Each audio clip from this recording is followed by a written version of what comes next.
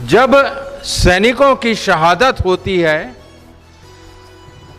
उसके बाद आप उसको एक चुनावी जामा पहनाकर लोगों से वोट मांग रहे हैं। मैं मोदी जी से पूछना चाहता हूं, एक सैनिक होने के नाते मैं पूछना चाहता हूं कि आप देश को क्यों नहीं बता रहे हैं कि आपसे चूक कहां हुई, क्यों हुई, इसके जिम्मेदारी किसके पास है, इसके जिम्मेदार कौन है। मैं मोदी जी से प्रश्न कर रहा हूं, आप पुलवामा के शहीदों के खून पर आप वोट मांग रहे हैं। मोदी जी, वोट मैं भी दूंगा आपको। आप मुझे बताइए कि आपने पिछले 5 साल के कार्यकाल में आपने क्या काम किए? क्या आपने रोजगार दिए? क्या आपने किसानों की समस्याओं को दूर किया? क्या आपने महिलाओं के बलात्कारों को रोका? क्या आपने 15 लाख रुपए दिए? क्या आपने युवाओं को जो 2 करोड़ रोजगार थे आपने दिए? आपने कहा था नोटबंदी के बाद आतंकवाद समाप्त हो जाएगा। क्या समाप्त हुआ?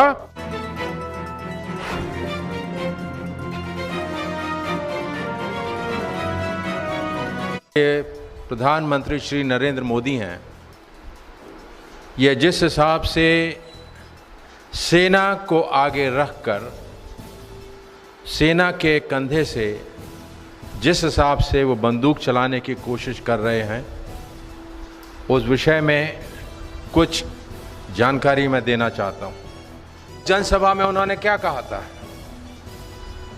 उन्होंने लोगों से क्या प्रश्न पूछे थे? उन्होंने पूछा था, भाइयों बहनों, मैंने घर के अंदर घुस के मारा, आपको अच्छा लगा ना? आपको पसंद आया ना? आपका सीना चौड़ा हुआ ना? आपका माथा गर्व से ऊंचा हुआ ना? ये प्रश्न मोदी जी ने हमारे छत्तीसगढ़ की जनता से पूछे थे। इसी प्रकार के प्रश्न पाकिस्तान में मसूद अजहर, कौन सा मसूद अजहर? जिसको श्री अजीत डोभाल ने कांधार हाईजैक के बाद खुद उन्हें छोड़ने के लिए गए थे, जो आज हमारे राष्ट्रीय सुरक्षा सलाहकार हैं। मसूद अजहर भी पाकिस्तान में लोगों से यही प्रश्न पूछ रहे होंगे कि मेरे पाकिस्तान भाइयों और बहनों, मैंने पुलवामा में भारत के 44 सैनिकों को मार दिया, आपको अच्छा लगा ना? आपको पसंद आया ना? क्या हमारे प्रधानमंत्री जी अपनी तुलना मसूद अजहर से करना चाह रहे हैं? जब सैनिकों की शहादत होती है उसके बाद आप उसको एक चुनावी जामा पहनाकर लोगों से वोट मांग रहे हैं। मैं मोदी जी से पूछना चाहता हूं कि जो 14 फरवरी को पुलवामा का जो आतंकवादी हमला हुआ, आप उस हमले की जानकारी देश को क्यों नहीं दे रहे हैं? 8 फरवरी को जब सीआरपीएफ ने एक लिखित में वार्निंग जारी की थी और उसमें लिखा था कि सुरक्षा बलों के ऊपर आईडी का हमला हो सकता है, इसको केंद्र सरकार के गृह मंत्रालय ने क्यों नजरअंदाज किया? दूसरी चीज, सीआरपीएफ ने गृह मंत्रालय से मांग करी थी कि हमारे जो 2547 जवानों को जम्मू से श्रीनगर जाना है, उसके लिए उन्हें हवाई जहाज और हेलीकॉप्टर की आप मुहैया कराइए। वो क्यों नकारा गया राजनाथ सिंह जी द्वारा?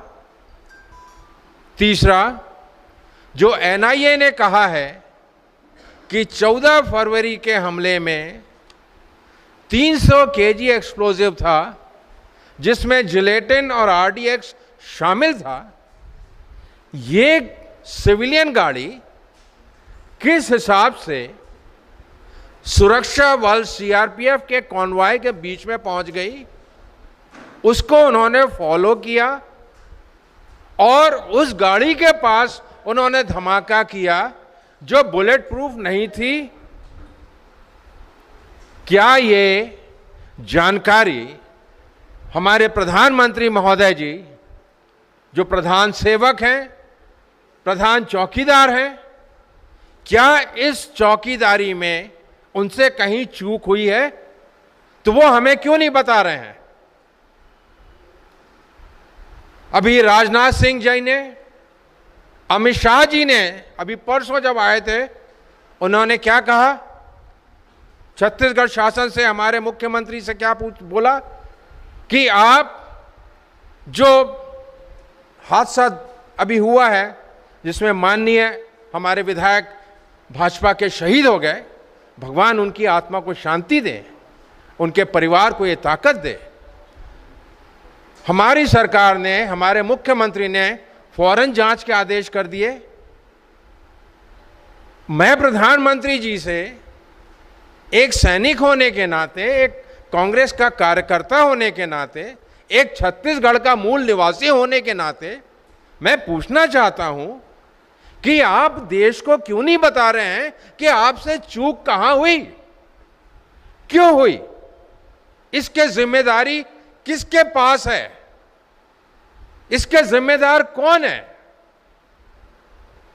आपने पुलवामा से बालाकोट स्ट्राइक करी, हमें गर्व है कि भारतीय वायुसेना ने वहां स्ट्राइक करी, आतंकवादी के कैंप को तहस-नहस किया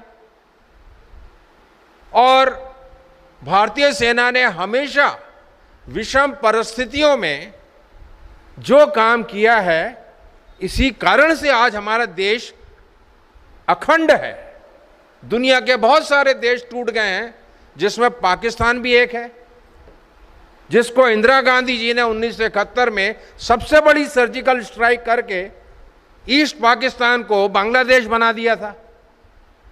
मैं मोदी जी से प्रश्न कर रहा हूं, आप पुलवामा के शहीदों के खून पर आप वोट मांग रहे हैं? मोदी जी, वोट मैं भी दूंगा आपको। आप मुझे बताइए कि आपने पिछले 5 साल के कार्यकाल में आपने क्या काम किए? क्या आपने रोजगार दिए? क्या आपने किसानों की समस्याओं को दूर किया?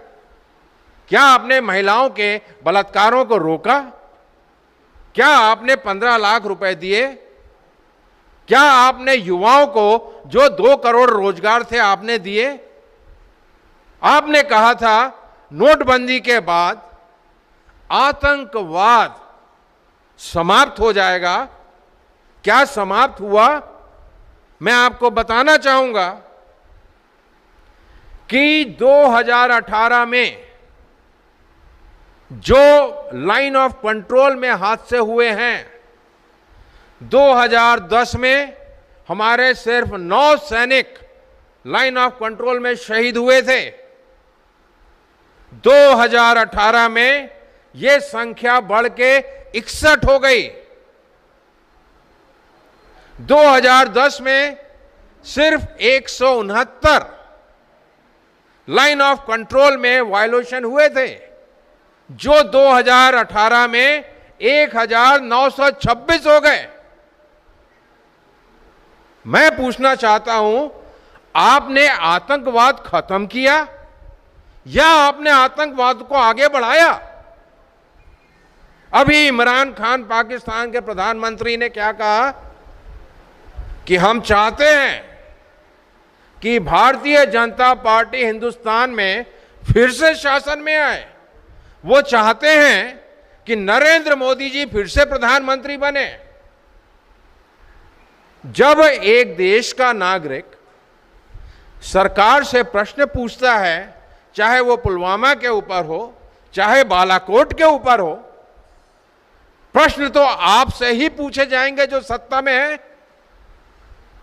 अगर आप सत्ता में हैं, आपको हमारे देशवासियों ने देश के ऊपर शासन करने के लिए, देश को मैनेज करने के लिए आपको वहां बैठाया है, और अगर आपसे देश मैनेज नहीं हो रहा है, आतंकवाद मैनेज नहीं हो रहा है, तो देशवासी तो आपसे ही सवाल पूछेंगे ना। और जब हम आपसे सवाल पूछते हैं, आप हमें देशद्रोही करार कर देते हैं। क्या सरकार से प्रश्न पूछना देशद्रोही का काम है? अगर ऐसी बात है तो प्रधानमंत्री जी आप बताइए। मेरे हिसाब से सबसे बड़े देशद्रोही तो आप हैं। वो क्यों? आप पाकिस्तान डे में पाकिस्तान को बधाइयां भेज रहे हैं। आप पाकिस्तान के बिना बुलाए मेहमान बन के आप वहां पे मेहमान नवाजी करके आ रहे हैं, बिरयानी खा के आ रहे हैं, और अभी आपको पाकिस्तान का प्रधानमंत्री फिर से बनाना चाहता है। तो कहीं ना कहीं तो दाल में काला है, या पूरी दाल ही काली है।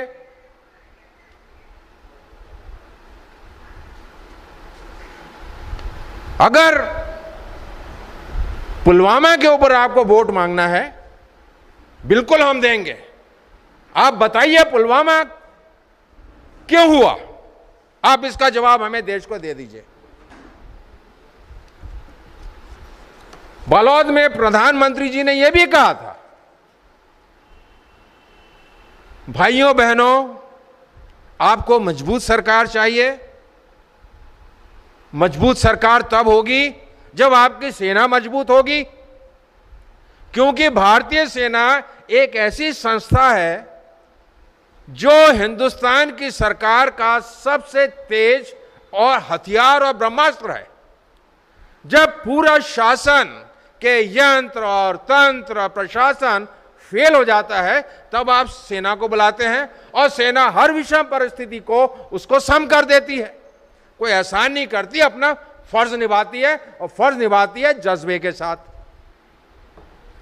अगर उस सेना के मजबूत, आप कह रहे हैं मजबूत सरकार, मजबूत सेना, तो मैं आपको बताना चाहूंगा,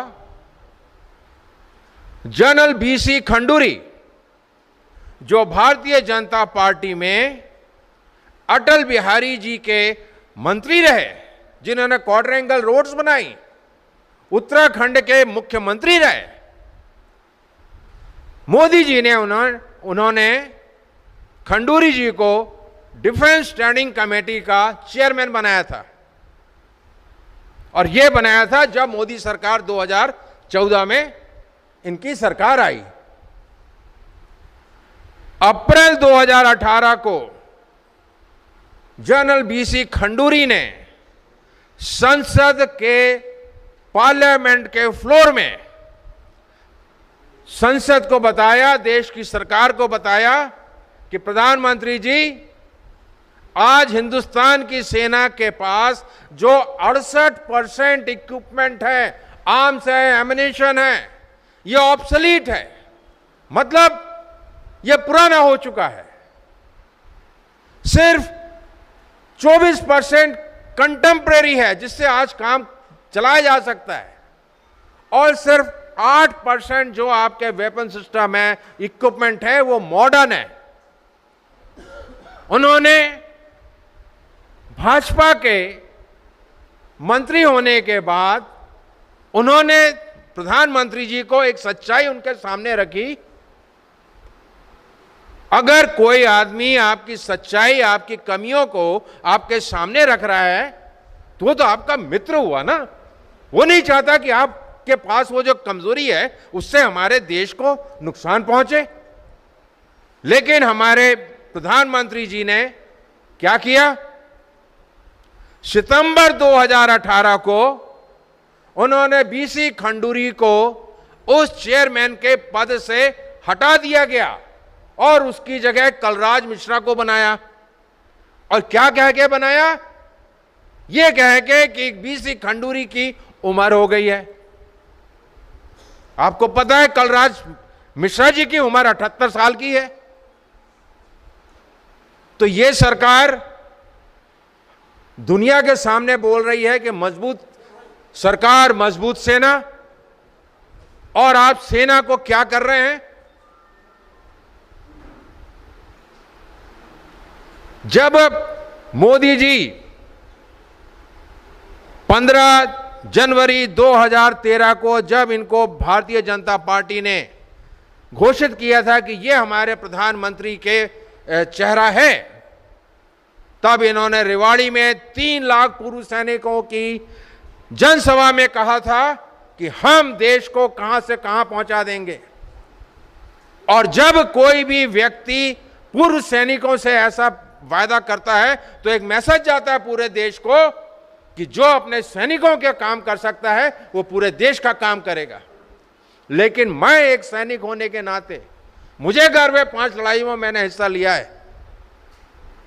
इन्होंने जो सभा में कहा है आज तक कोई भी वादा पूरा नहीं हुआ है। अभी परसों के पेपर में आपने देखा होगा मोदी जी ने क्या कहा, 1 रैंक 1 पेंशन।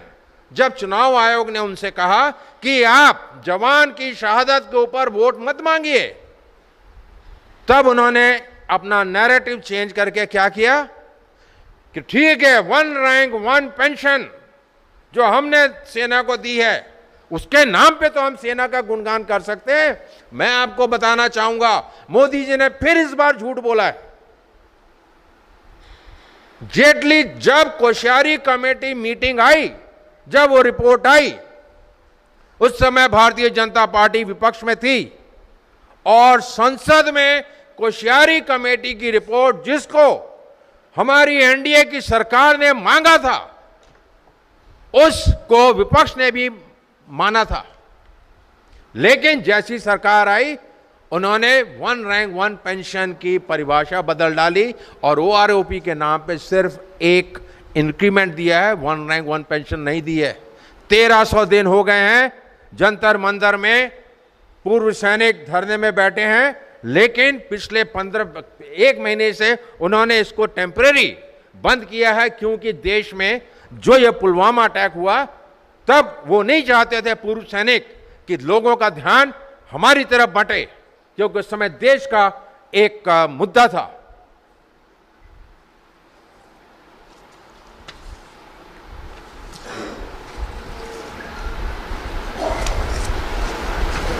जो इन्होंने कहा नक्सलवाद, अमित शाह जी ने कहा कि छत्तीसगढ़ में पिछले 3 महीने में नक्सलवाद बढ़ गया है। मैं पूछना चाहता हूं, आप 15 साल की कहानी को, जो 15 साल भारतीय जनता पार्टी के शासनकाल में, आपको पता है 2003 से लेके 2018 तक सिर्फ बस्तर में 1078 सीआरपीएफ और सुरक्षा बल के जवान शहीद हुए हैं। मतलब हर 5वें दिन भारतीय जनता पार्टी की सरकार में एक जवान शहादत उसको मिली है। तब आपने क्यों नहीं पूछा कि आपने नक्सल क्यों नहीं खत्म किया? और आपको बताऊं पिछले 3 महीने में जो एनकाउंटर्स हुए हैं उसमें जितने नक्सलवादी अभी मारे गए हैं, रिकॉर्ड्स हैं ये, पहले नहीं मारे गए। हमारे माननीय मुख्यमंत्री जी ने फौरन स्वर्गीय भीमा जी की शहादत के ऊपर फौरन एक्शन लिया। आप भी झीरम के मामले में एक्शन ले लेते। नोटबंदी से नक्सलवाद खत्म होगा, आतंकवाद खत्म होगा, ऐसा तो कहीं नजर नहीं आ रहा है। अगर जिस प्रधानमंत्री को अपने देश के सैनिकों के खून के ऊपर वोट मांगने की जरूरत पड़ गई तो ये पक्का है कि आपने उस अपने अंतिम हथियार को, जो किसी भी लोकतंत्र का अंतिम हथियार उस देश की सेना होती है, आपने उस हथियार की धार को तेज नहीं किया है, उसको आपने ब्लंट कर दिया है। और उस धार को कम करने के एवज, उसकी आड़ में आप सेना के कंधे से बंदूक चला के, सेना को सामने रख के आप देश को गलत मैसेज देके आप सैनिकों के खून से वोट मांग रहे हैं। मैं इसकी घोर निंदा करता हूं और यह चिंतनीय विषय है। भाइयों और बहनों, मेरे पत्रकार दोस्तों, मैं आपको बताना चाह रहा हूं कि आज देश की स्थिति जिस हिसाब से गवर्न हो रहा है बहुत नाजुक है। हमने अपना कार्य पूरा किया है एक सच्चे नागरिक होने के नाते,